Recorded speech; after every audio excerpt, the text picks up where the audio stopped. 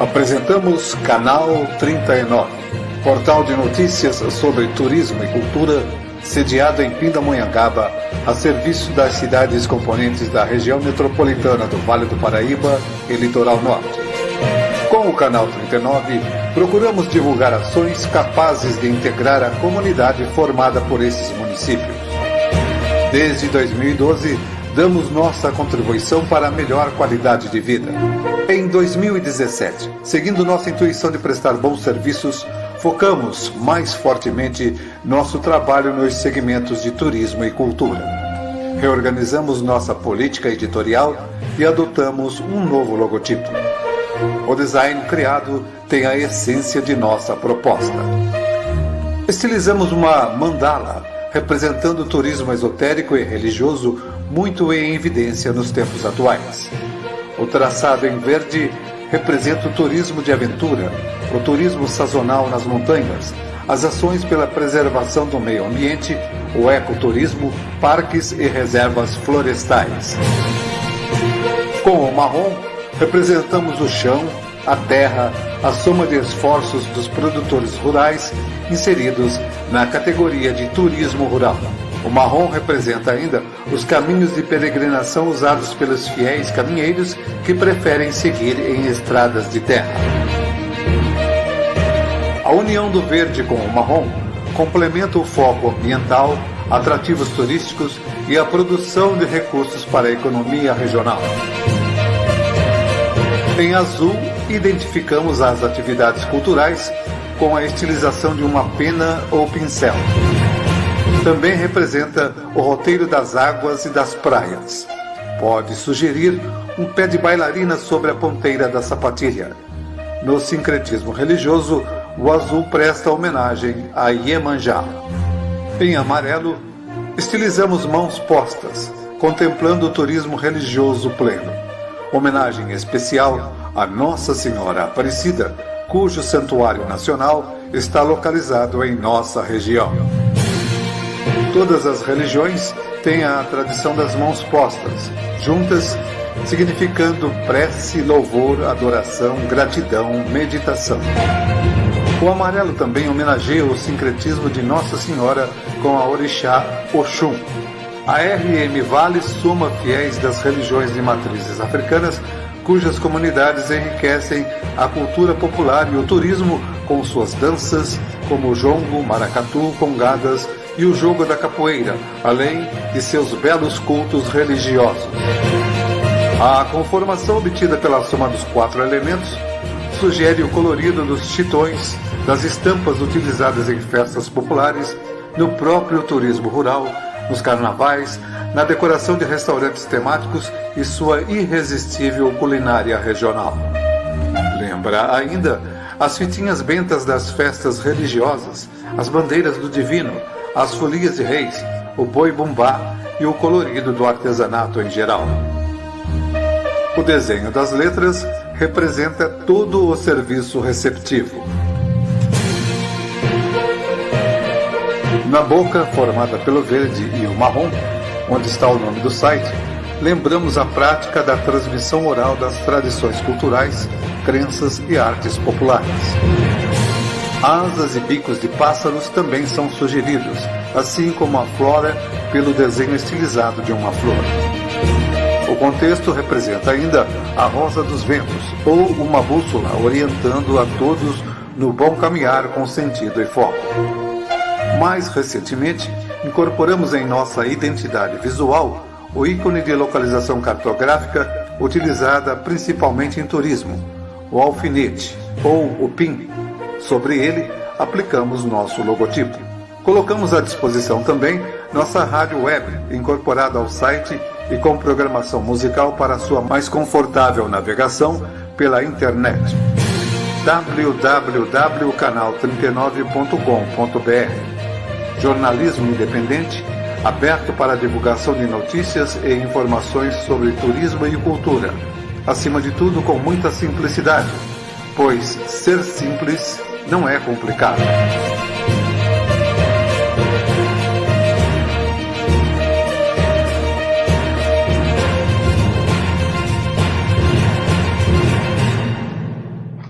Boa tarde, secretário. Boa tarde, Marcos. Boa tarde a todos que estão nos ouvindo, nos vendo. Parabéns pela sua abertura, muito bonita, sua simbologia. Parabéns. Obrigado, secretário. Inicialmente, eu quero agradecer a sua disponibilidade de estar conosco aqui. Nós somos o site de Pindamonhangaba, da região do Vale do Paraíba, região metropolitana, e nós nos sentimos bastante honrados com essa atenção que o senhor dedica ao nosso singelo trabalho.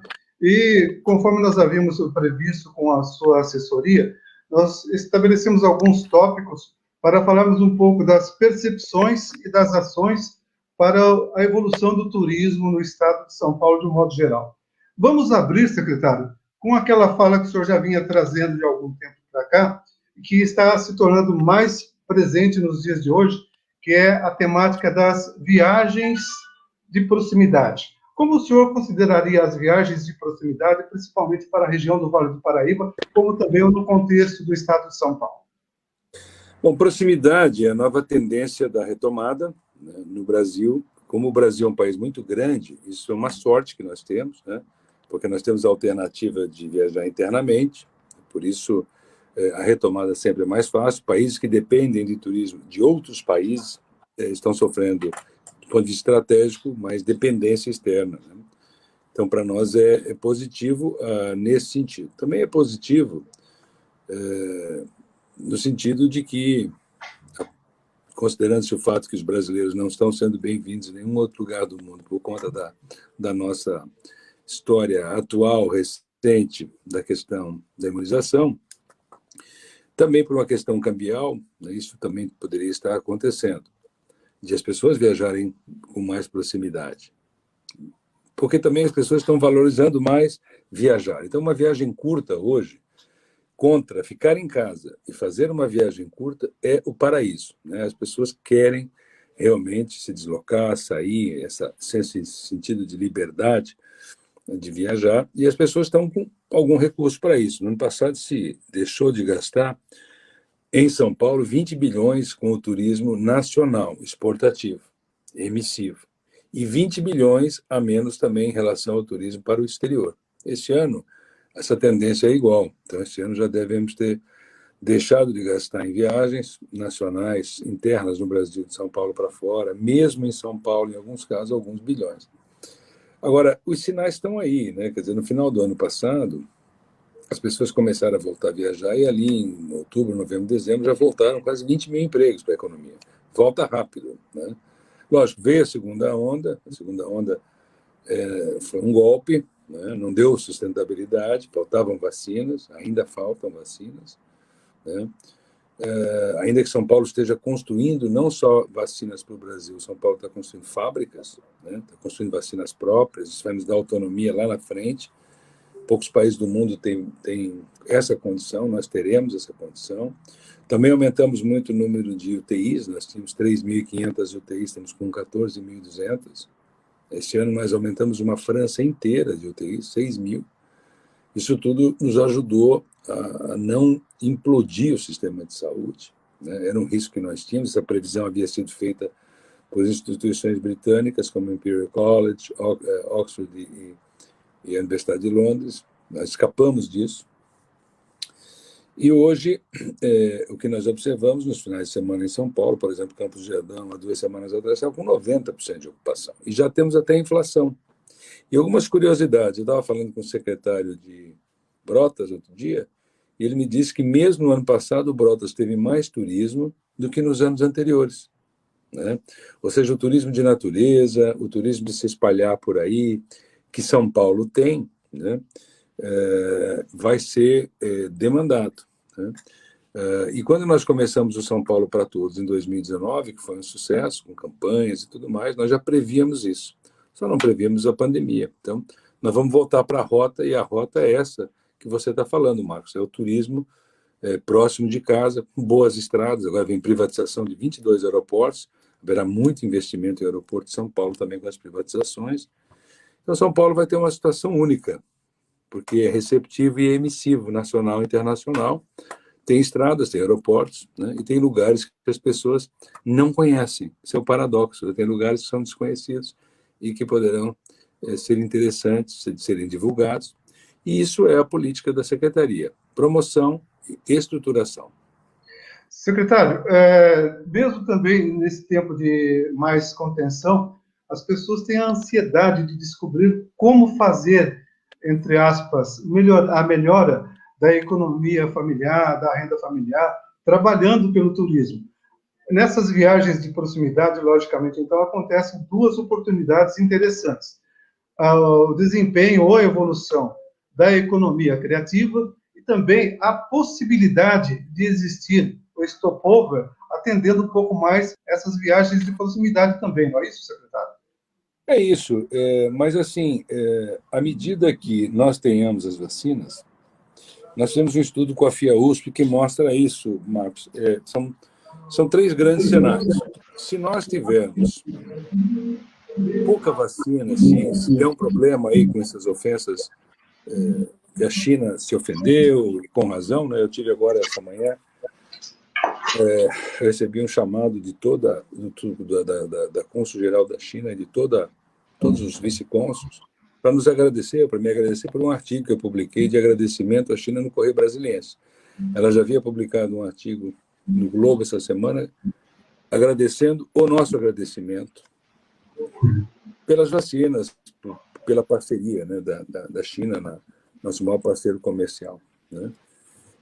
E é justamente isso que precisa. É preciso ter parcimônia, né, e entendimento que existem povos diferentes, com jeitos diferentes, e que não podem ser tratados da maneira como nós não gostaríamos de ser tratados, principalmente se são nossos parceiros, né? Então, isso atrasou um pouco, né? Mas nós estamos voltando. Se houver mais problemas, nós vamos chegar mal no final do ano e só recuperamos em outubro de 22. Eu acredito nisso? Não. Eu acho que agora as vacinas estão chegando, nós temos condições de produzir, inclusive Butanvac, que é a nossa daqui, nós já estamos aí fazendo 18 milhões, né? E aí nós temos um cenário, no mínimo moderado, tal, em que nós chegaríamos no final do ano, se não voltando ao que nós éramos no final de 19, mas uns 80 e tantos % daquilo, né?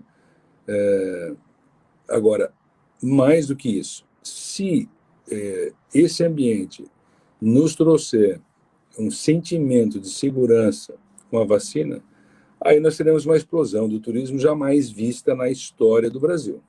E aí, para responder a tua pergunta sobre empregos, em 2019 nós geramos 50 mil empregos, ou seja, geramos mais que a construção civil. Já em 2020 nós chegamos a ter menos 150 e menos 148, terminamos com menos 128. Então, você está falando de emprego, né? Então, a recuperação é muito rápida, e a perda também. Porque se você quiser aumentar postos, por exemplo, na construção civil, você tem que construir, né? No turismo é reativar, né? Reativar, né? É um movimento muito rápido. E aí os empregos vêm junto. Mas isso não é só da pandemia, isso é estrutural. Por quê? Porque o emprego na indústria, em geral, e mesmo no agribusiness, ele é um emprego cada vez mais caro, porque ele tem muita concentração em capital, ou seja, máquinas e equipamentos. Então, o Brasil, Marcos, precisa aumentar a produtividade. Esses trabalhos, esses postos de trabalho da indústria, do agribusiness, vão ficando cada vez mais valorizados, mas serão sempre poucos em relação à necessidade de empregos da sociedade. E é justamente no campo que nós estamos confrontando aqui, é que permite que não haja carência de empregos, passada essa fase do Covid, pelos próximos 10, 20, 30, 40, 50 anos. Não há por que faltar empregos, porque onde tem turismo não tem desemprego, né? Salvo no Covid, né? Mas você vai, historicamente, às cidades turísticas, em Florença, ou em Gramado, ou, enfim, você escolha, Foz do Iguaçu, ou Miami, o que falta é gente, né? Porque o que se desenvolve em torno é potencializado pela diferença entre o número de habitantes e o número de consumidores. Então, você tem uma cidade como Gramado, com 46, 50 mil habitantes, e 6 milhões e meio de turistas. Agora, como é que vai faltar emprego aqui? Não vai faltar nunca, né? Esse balanço, ele serve como exemplo para todas as nossas cidades desse país chamado Vale do Ribeira. Por que é um país? Porque tem litoral, tem montanha, tem turismo de todo tipo. O Vale do Ribeira, se você fizesse no polígono um recorte, você teria um pequeno país com tudo dentro, só falta neve, isso, né? Mas tem a montanha, tem o ecológico, tem a ecoaventura, tem o religioso, tem mar, tem marinas, portos turísticos, tem tudo. O que falta, né? Absolutamente tudo. E próximo, grandes emissores de turismo na Grande São Paulo, no interior de São Paulo e mesmo no Rio de Janeiro. Quer dizer, é uma coisa infinita de potenciais. Nem todos têm essa chance, né? Isso é muito raro. Mesmo Ceará, por exemplo, Ceará cresceu muito, de 6 para 60 voos internacionais, mas está sofrendo mais agora, porque depende do internacional, depende do turista de São Paulo. São Paulo não tem esse problema, e talvez por isso não prestou tanto atenção nesse potencial, né? Então, o paulista, em geral, ele demanda mais produto do que tem. Não que não tenha muita coisa para fazer em São Paulo, tem muita coisa para fazer. E algumas não são conhecidas, né? Então, isso é um lado, promoção, né? E outras, simplesmente, há tanta demanda que falta lugar, mesmo na cidade. Você vai no Parque do Ibirapuera num sábado ensolarado, não tem lugar para andar, né?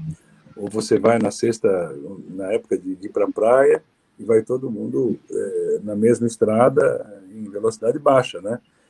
Tendo outras possibilidades de ir para outras regiões do estado, né? Por isso se desenvolve Olímpia, com 23 mil apartamentos, leitos, né? E se desenvolvem outros. Isso é muito bom, porque espalha, né? Tira o estresse, dá para qualificar o serviço, qualificar as oportunidades, né? E ter planos estratégicos aí de investimentos para que a atividade ela fomente a cultura local, os artistas, as comidas, né? As produções associadas. Então, assim, levar muito a sério uma coisa bastante complexa, que é o turismo, que não é tão simples como às vezes as pessoas imaginam. Que acontece um turismo por acaso e a gente se adapta. Não é a melhor forma, Marcos. A melhor forma é tentar entender quais as oportunidades que estão ali para tentar melhor desenvolvê-las. Secretário, agora há pouco o senhor participou de um outro evento, e nesse outro evento você, desculpe chamado de você, por favor, citou a privatização de aeroportos, desonerando bastante os orçamentos do governo. Essa malha aeroviária aqui do estado de São Paulo ganha com isso, mas também existem aqueles aeroportos que procuram se municipalizar ao invés de serem privatizados. Como o senhor vê isso daí em termos de evolução da aviação comercial no Brasil? Porque, por exemplo, na região do Vale do Paraíba, nós temos a busca de Guaratinguetá por um aeroporto comercial. Como funciona, nesse caso, a privatização e qual é o benefício da privatização dos aeroportos para o empresário e também para o governo? Bom, a questão conectividade é uma questão complexa, né? Muitas variáveis. A primeira que nós tocamos foi baixar o ICMS de 25% para 12% do combustível das aéreas. Por quê? Porque encarece muito, né? Você pega um só imposto, já é 25%, um quarto, né? E tem outros impostos, né? Então, esse combustível era o mais caro do mundo, de São Paulo. O que acontecia? Os aviões vinham carregados, né, de combustível e saíam de tanque vazio. Ou seja, em vez de transportar passageiro e bagagem, estava chegando aqui transportando combustível, né? E o peso é a principal questão do avião, do custo do avião. O custo da aviação é fundamentalmente peso, né? Por causa do combustível. E o peso da aviação é também o próprio combustível. É um terço do custo da operação, que é cara, porque tem leasing, é em dólar, enfim, é bastante complexo. Então, você precisa que o sistema seja competitivo. Competitividade é o grande problema do Brasil. Nossa competitividade no Brasil é baixa porque a nossa produtividade é baixa, né? Então, quando você compara a nossa produtividade, como é que se mede produtividade? É o que produz uma pessoa per capita, ou seja, se você tem uma população de X milhões de habitantes, você tem uma produção, você divide a produção pelo número de pessoas, isso é produtividade. A nossa é 1/5 da dos norte-americanos, ainda que já tenha 1/3, tenha sido 1/3. Foi 1/3, chegou a 1/4, agora é 1/5, quer dizer, cai muito a nossa produtividade nos últimos anos. A deles aumentou, a nossa estagnou, então caiu, né? Proporcionalmente. Isso é muito grave, porque a política não quer explicar isso para a população com clareza. As pessoas falam em reformas, porque as reformas são necessárias para aumentar a produtividade. Mas é preciso que a produtividade gere renda para a classe média, ou que transforme a classe trabalhadora em classe média, né? Porque senão não vale a pena fazer reformas, ou pelo menos assim as pessoas pensam, ou porque há muita resistência para fazer a modernização do Brasil. E ninguém quer falar, olha, nós temos que melhorar a produtividade, senão não vamos ter aumento real de salário no futuro. Nós só poderemos ter ganhos e as pessoas viverem melhor se nós mudarmos a forma organizativa do Brasil. Organizativa, né? A forma organizativa do Brasil é perdulária, desperdiça e concentra renda. O banco ganha muito, né? Algumas empresas ganham muito, o governo ganha muito, né? E a população acaba tendo uma renda que é onerada pelo próprio encargo social, porque custa muito caro empregar, mas quem recebe pouco no final, recebe só metade, e depois gasta isso em juros, né? E gasta isso em impostos, né? Então, esse é um modelo, Marcos, pré-capitalista, não é um modelo capitalista, né? É um modelo ineficiente, né? Por que eu estou te dizendo isso? Porque o que nós estamos fazendo aumenta a eficiência. Ora, se eu tenho, sei lá, 400, 500, 600, 700 milhões de desperdício rodando 22 aeroportos de forma improdutiva, né? O que eu preciso fazer? Eu preciso baixar impostos para que os aviões fiquem mais flexíveis de ir e voltar com uma tarifa, e isso tem melhorado muito no Brasil, as tarifas caíram nos últimos anos. Você hoje sai de São Paulo para Minas, de repente com R$200 de uma passagem, sendo que o ônibus é 180. Então, são R$20 a mais, você pega um avião.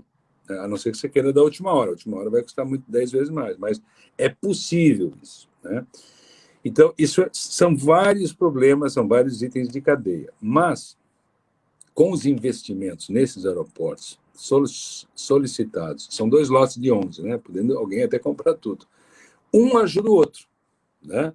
Porque daí depende do voo. Voo também é hábito, sabe, Marcos? É hábito. A pessoa que está acostumada a pegar o carro, pegar uma estradona e largar para São Paulo, saindo de Aparecida, ela está acostumada. Ou saindo de Aparecida para o Rio, ela está acostumada, né?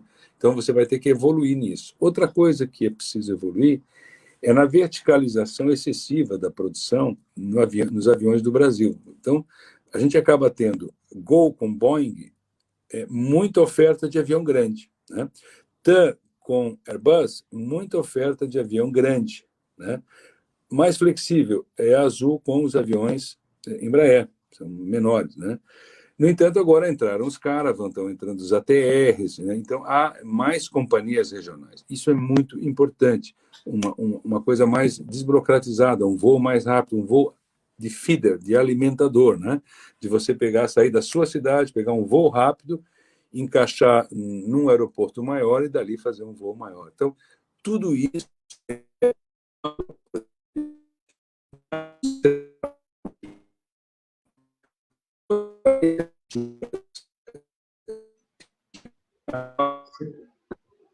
Caiu um pouco o áudio do secretário.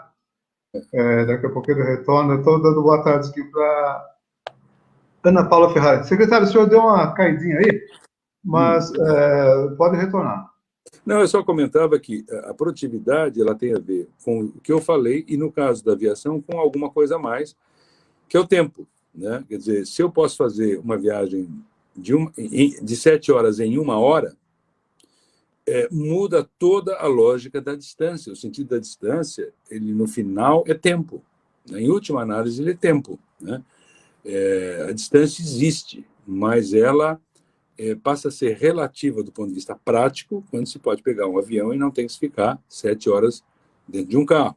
Às vezes um bate e volta de avião resolve muita coisa. As pontes aéreas são isso. Várias pontes aéreas no Brasil, né? Então, essa malha ela foi estudada no momento da chamada privatização, está tudo estudado. Né? São empresas que vieram, fizeram os estudos, empresas especialistas norte-americanas, então elas dividiram para fazer esse esforço. Então, São Paulo já tem as melhores estradas do Brasil e quer ter também o melhor sistema aeroportuário. E aí você tem todos os tipos de turismo plausíveis, né? Capazes de acontecer. Por que é importante isso, além do turismo no sentido tradicional? Porque viagens emprestam competitividade para toda a economia. Viajantes fazem negócios, viajantes são músicos, viajantes são... Enfim, viajantes é todo o deslocamento humano e também tem as cargas na barriga do avião. E lá são as cargas mais valiosas. Não é o maior volume, mas é o maior valor, né? Então, se você juntar tudo isso, você melhora a competitividade, melhora a lucratividade, melhora o desenvolvimento econômico, porque a indústria de logística humana, que é o avião, de carga, que também é o avião, ou seja, de forma geral, a conectividade é um dos esteios daquilo que eu falei antes, que é produtividade, né? Que é onde há a condição do desenvolvimento econômico, aumento de salário, com mais benefícios para as pessoas e que permite, no seu conjunto, a soma de fatores para modernizar o Brasil. Por quê? O Brasil, muitas vezes, quer ser e quer viver como se pensasse ser um país desenvolvido, mas fazendo do jeito de um país subdesenvolvido, né? Ou seja, as práticas, a forma de fazer é antiga, né? Não é moderna, não é atual, né? Com empresas estatais lentas que não investem, né? Que são pendulares, que gastam, né? Com impostos altos que impedem o crescimento econômico, mas gostariam que não fosse assim. Bom, se você quer que seja assim, então é preciso fazer diferente. E é isso que nós estamos fazendo. Secretário, também agora nós vamos tocar num assunto que, pelo que nós percebemos, é a menina dos olhos da sua administração. Nós vamos já caminhar já para uma parte de regiões turísticas. Como que fica a história das duas rotas que são tratadas pela Secretaria de Turismo, as rotas cênicas e as rotas turísticas? Existe, logicamente, diferença. Como que o senhor está percebendo o andamento da instalação desses programas? Olha, nós temos no Estado muitos potenciais, mas é preciso induzir, não só com promoção. Nós vamos agora começar a fase de promoção do turismo regional no segundo semestre, mas também com indução e investimentos. Então, o que está na Assembleia é distritos turísticos, né?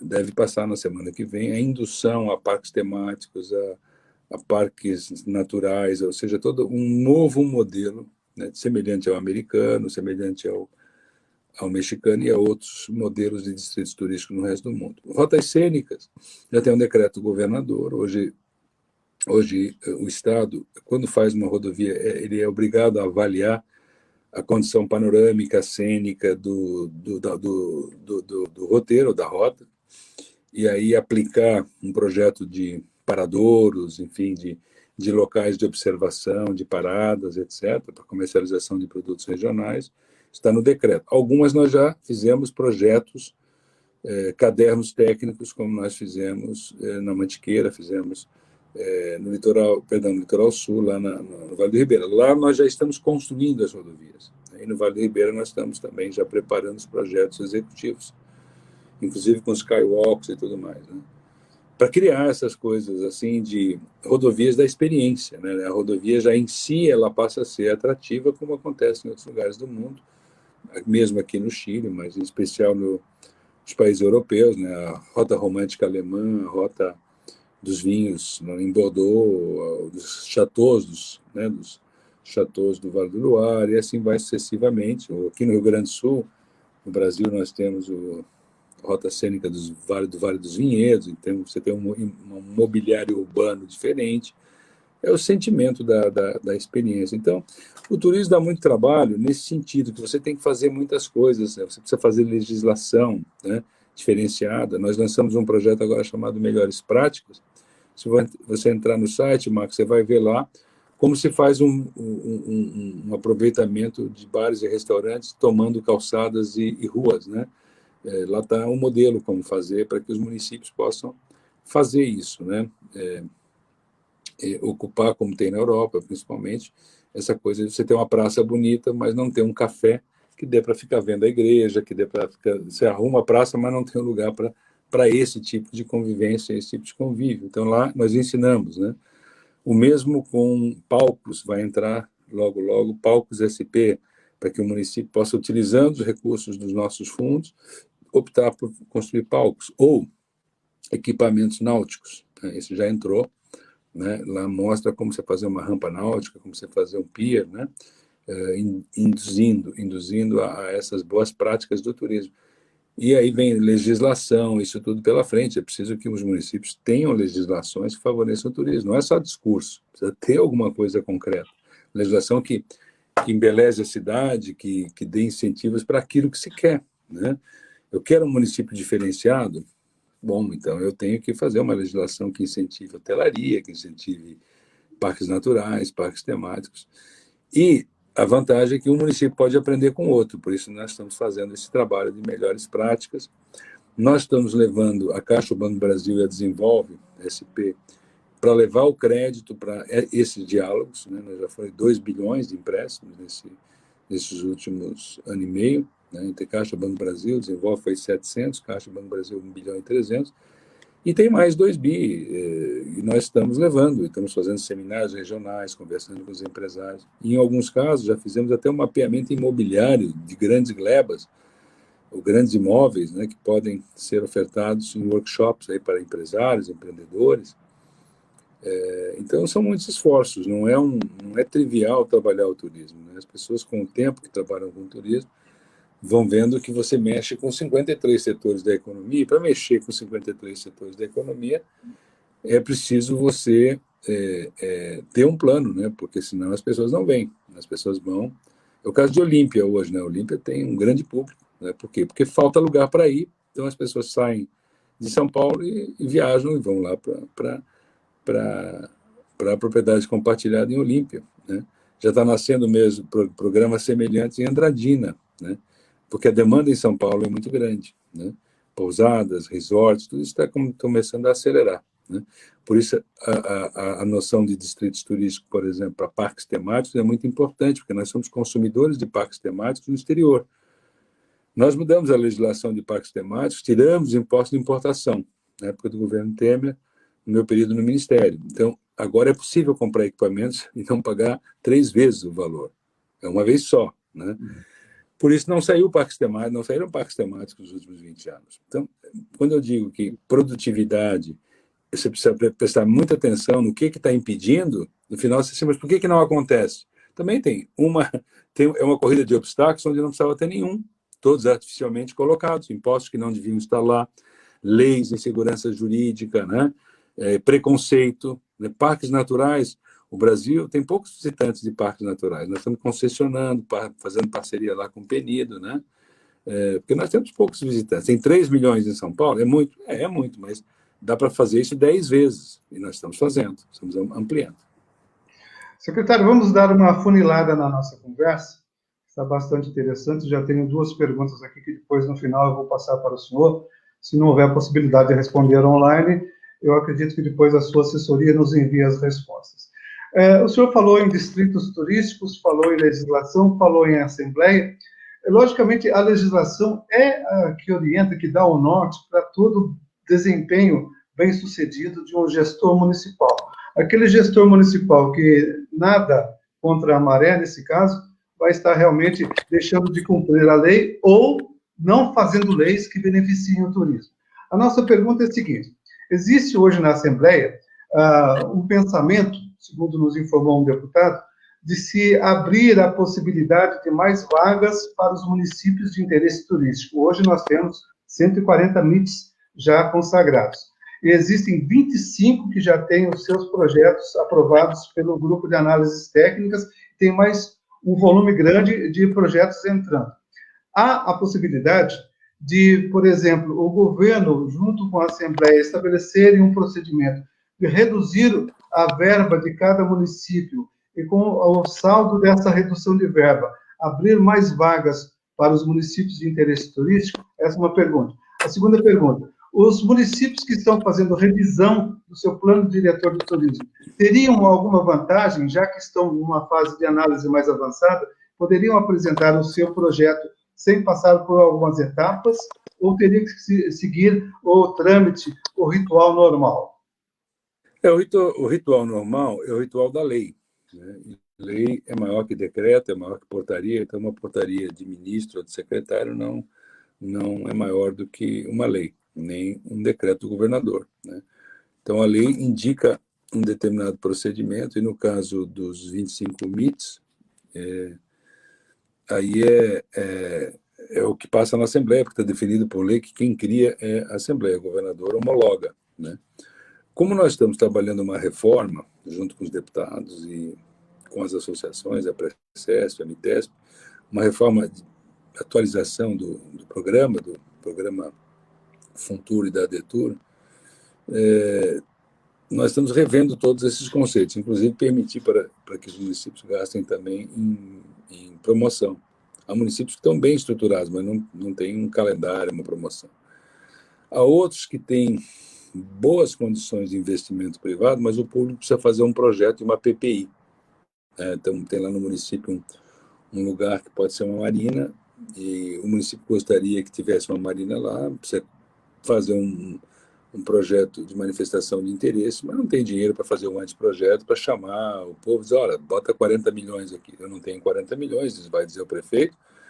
Aí você vai dizer, então pega do DAD, do MIT lá o dinheiro, né, da instância, e faz pelo menos essa parte aí, levanta o capital da iniciativa privada. Então, essas mudanças nós estamos considerando. E essas que você está falando, elas todas estão sendo discutidas, todas, né? Não há nada, não há nenhum tabu, se quer melhorar a legislação, mas nós estamos fazendo isso com os deputados e com as entidades, a Precesp, que é das instâncias, a Mitesp dos MITs, e a Associação Paulista de Municípios, que é a SOMA, né? Então, e outros secretários, secretário da Fazenda, secretário de Planejamento, secretário de Desenvolvimento Regional, está todo mundo junto, tentando melhorar aquilo que é bom, né, mas que pode ficar melhor. Então é isso, nós estamos nessa fase de transição. Como teve Covid e tal, nós vamos fazendo as coisas passo a passo. Semana que vem nós vamos fazer a autorização do pagamento de 140 MITs, na terça-feira, na Assembleia, vamos assinar outros convênios, outras coisas, mas esse é o principal. Quer dizer, estamos caminhando. No ano passado tivemos dificuldade de assinar, mas batemos o recorde de pagamento. Esse ano nós queremos voltar a assinar e manter os pagamentos em dia, como nós estamos mantendo, e ampliar o programa da maneira, como eu estou lhe dizendo, uma ampliação institucional. O senhor também referiu, há algum tempo atrás, a importância de os municípios se organizarem por vocação turística, seriam os convênios ou os consórcios regionais. Logicamente, tudo isso vai depender, então, da legislação, do novo planejamento. E como que fica, então, secretário, nesse caso, o ranqueamento dos MITs, que é uma briga que muitos municípios estão perseguindo, tentando saber a solução do ranking dos municípios de interesse turístico. Isso é viável ou então vai ser reestudado todo o planejamento, será dado um novo procedimento a todo esse elenco de perguntas? Hoje é bem simples. 3 municípios deixariam de ser instância e 3 municípios de interesse turístico passariam a ser instâncias, né? Como na Série A e Série B, mas só 3, né? É lógico que aqueles que ganham ficam felizes, aqueles que perdem, ou que temem perder, começam a já reclamar antes da hora, né? Então, nós achamos mais fácil colocar essa mudança dentro da mudança geral do que simplesmente fazer essa prática, né? Porque já está pronto, nós já sabemos quem, em segredo, claro, porque é uma questão técnica, quais são os 3 que sobem, quais são os 3 que desceriam. Mas, se nós pudermos ampliar o número, nós não precisaríamos penalizar ninguém a essa altura, né? Se nós conseguirmos ampliar nesse pacote. Senão, nós vamos penalizar e premiar Isso tudo vai ser decidido esse ano. Esse ano não passa porque a lei manda. Ou nós fazemos uma reforma geral, ou nós estaremos promovendo 3 e rebaixando 3 de acordo com os critérios técnicos. Funtur, repasse fundo a fundo, que o senhor também já comentou da necessidade de existência de um fundo estadual para repasses diretos aos fundos municipais. Já tem alguma definição desse fundo estadual, secretário? Esse é o ponto central da discussão, é o ponto mais importante. O governo, de forma geral, não é favorável a fundos, né? Tem várias circunstâncias históricas aí que foram nessa direção. Porque o Funtur, na verdade, também em si, ainda que ele exista na lei, ele não existe na prática, né? Ele não é um fundo constituído.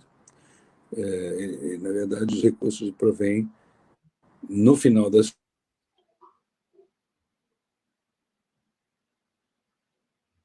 Caiu o seu áudio, secretário. instâncias. Alô? Pronto, pode voltar. Ele é proveniente do orçamento do Estado, da Secretaria. Os recursos são da Secretaria, né, na prática, né? No entanto, a lei diz que haveria um Funtur, né? Então, a Secretaria faz um espelho do Funtur, na verdade, porque o Funtur em si não existe, né? É um espelho hoje, né? Sempre foi um espelho, desde 67, é um espelho, né? Mas o recurso é da lei.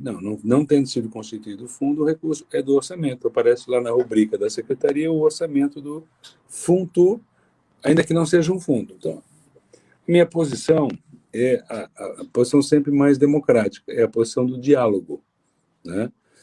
E é isso que está acontecendo agora. Tem um debate, e isso está sendo colocado. Eu acho, teoricamente, bom ter um fundo.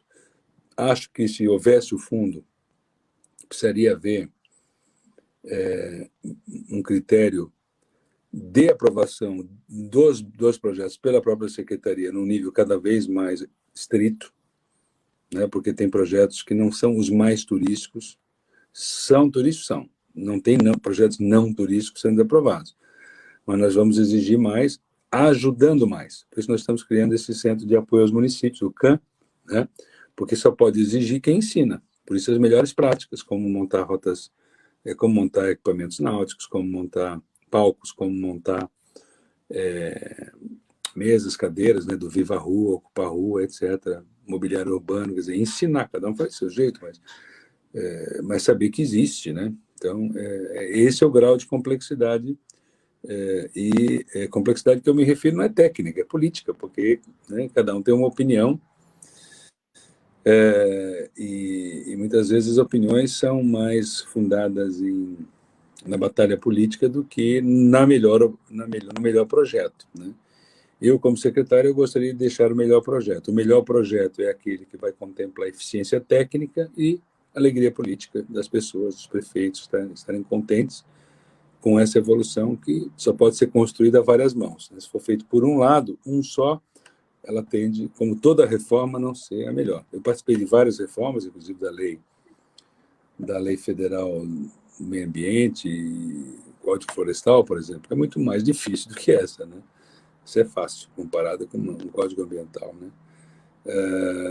Mas será um ganho se nós conseguíssemos buscar um consenso criativo para ter o melhor projeto para São Paulo, exemplo do país. Projetos. Logicamente, você tem dinheiro, você tem lei, mas não tem projeto, a coisa não anda. Como que fica, então, secretário, a posição do Conselho Municipal de Turismo na decisão ou na análise dos projetos que ele pode criar ou, ao mesmo tempo, que ele pode suportar, apoiar a administração municipal? Digamos, o Contur é essencial para que haja realmente um investimento em turismo. Agora, quando o Contur não consegue essa conexão com a gestão municipal e fica só assistindo a gestão municipal desenvolver projetos, isso é correto? Isso é legal? Ou poderia ser diferente? Não, o legal é que tem aprovação do Contur. Essa é a parte legal, né? A aprovação. Se não passar no Contur, não pode seguir. O que você está dizendo é outra coisa, que existem casos em alguns municípios, né, em que o conselho só está assinando e não está analisando. Mas isso é uma questão de prática, né? Isso cabe ao conselho, e aí são muitos municípios, né? Cabe a cada conselho dialogar e ser um fórum de discussão, porque sem a aprovação do COTUR não vai para frente. Em tese, não sobe, não vai para a análise do COC, nem nós validamos uma obra que não seja passada no COTUR.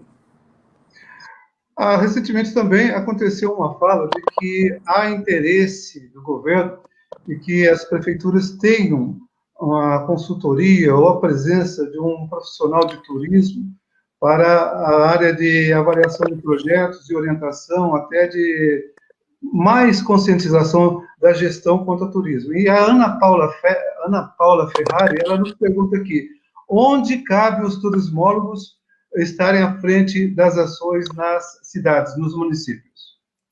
Bom, cabe a competência, né? Porque nós temos que entender que o profissional que é preparado, ele vai fazer um trabalho, né? O turismólogo não é um especialista no sentido estrito sensu, ele é um especialista no sentido lato sensu, né? Ele é um generalista especializado, porque o turismo é uma abordagem sistêmica que tem vários conhecimentos, economia, administração, geografia, tem muita coisa lá dentro. Então, é um profissional que precisa ser muito valorizado. Nesse sentido, nós estamos, inclusive, construindo uma pauta com todas as escolas de turismo do Estado e uma aproximação com o mercado. Nós estamos dialogando, já fizemos o diálogo com as faculdades e já fizemos o diálogo com os empresários e prefeitos, agora está faltando juntar para fazer o que você está pedindo e tentar entender qual é a melhor formação que precisa ter uma pessoa e qual é a melhor demanda que tem o mercado ou as prefeituras, né?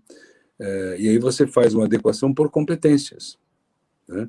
Porque você não pode obrigar uma pessoa a contratar uma pessoa que não resolva o seu problema, ainda que ela tenha um diploma, né? É diferente da profissão de médico, por exemplo, que tem uma regulamentação, mas não é o caso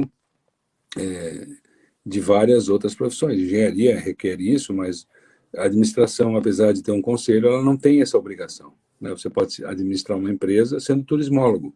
Ninguém impede um turismólogo de administrar uma empresa, né? Então, não há como fazer mais reservas de mercado. O que há é de melhorar a competência e melhorar a demanda, melhorar o conhecimento do mercado sobre a existência de um bom turismólogo para que ele possa contratar. Isso é um papel comunitário também, né? Isso é difícil saber, né? Mas é possível construir, e isso nós estamos abertos, inclusive, para diálogos desse tipo, criando condições de que prefeituras saibam que existem turismólogos experientes ou disponíveis para trabalhar, né? Mas sem reserva de mercado. Eu não acredito em reserva de mercado, eu acredito em reserva de competência, né? Por isso, agora, e reserva de conhecimento também, porque preciso que as pessoas saibam onde está o turismólogo. Como é que vai um prefeito contratar um turismólogo se ele não sabe onde está, né? Como é que vai um empresário contratar se ele não sabe onde está? Essa é a discussão que nós estamos tendo com as faculdades, essa é a discussão que nós estamos tendo com os empresários, com os prefeitos. Melhorar o conhecimento mútuo sobre que profissionais, com que formação se trabalha, onde estão, o que eles estão fazendo, se estão disponíveis ou não estão, o que precisa mudar nos cursos daqui para frente para que sejam mais próximos da demanda do empresário, né?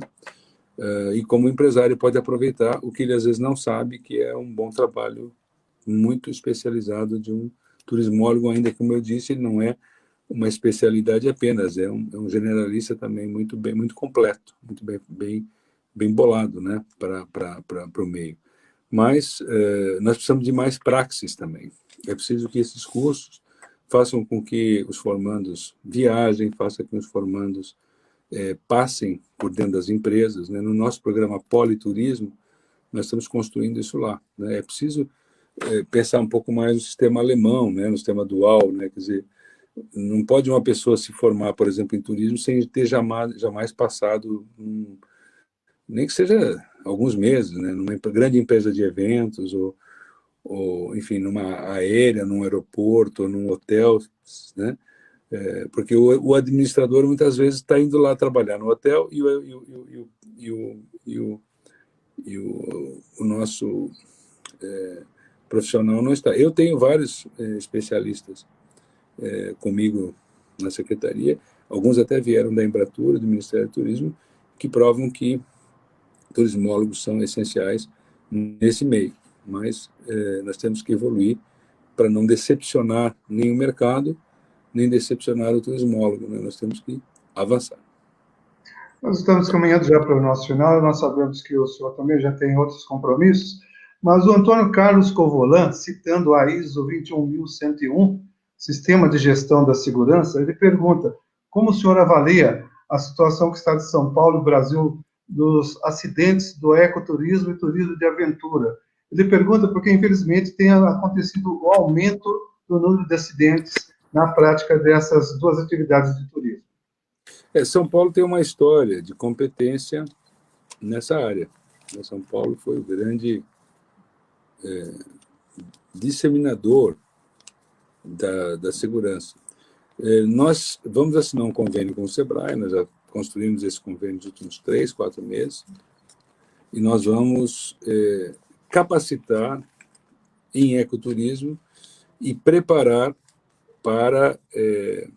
a palavra não está me ocorrendo agora, não me ocorreu, mas para a legalização, ou seja, para que ele possa ter a sua Habilitar. É como se fosse habilitar, mas não está vindo. Mas tudo bem, é nessa linha, viu, Marcos? Então, preparar para os exames, né? Isso nós vamos fazer com o SEBRAE, e em grande volume. Então, nós estamos trabalhando nessa direção. Houve no passado mais preocupação com isso, caiu um pouco, e eu acho que é por isso que nós voltamos a gerar esses riscos. Mas eu acho que esse trabalho com o SEBRAE vai ser inovador e vai dar muito, muito resultado, porque esse é o turismo que mais cresce, mais de 20%, 25% ao ano, acho que agora vai passar para 30% ao ano, e São Paulo tem muito potencial, então nós estamos claramente na mesma página que você, e vamos lançar isso não mais de 2 ou 3 semanas, só falta o governador ver a última formato, ele está interessado de perto nisso, e aí nós podemos começar a capacitar, a preparar para certificação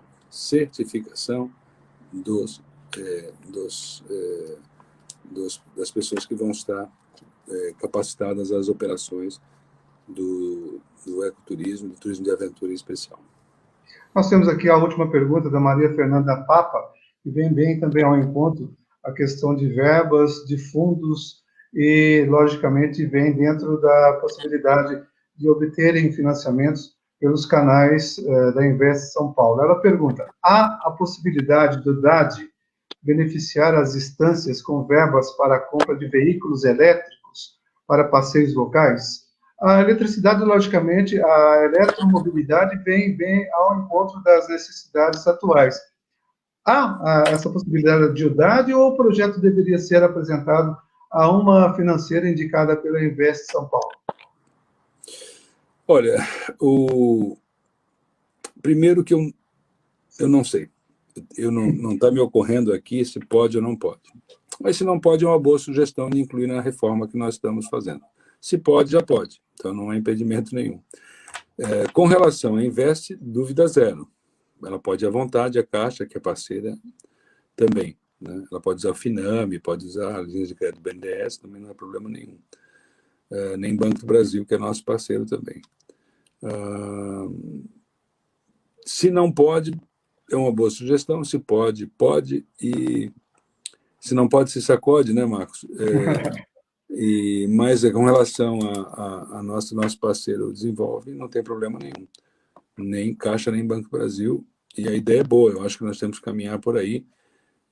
Meio ambiente e eletricidade, carros elétricos, tudo isso vão caminhar juntos daqui para frente cada vez mais. Eu aceito de bom grado a lembrança, eu vou dever essa informação para o Marcos. Marcos, você cobra o Patrick e nós vamos devolver essa resposta. O Patrick deve estar conosco, ele anota e a gente devolve.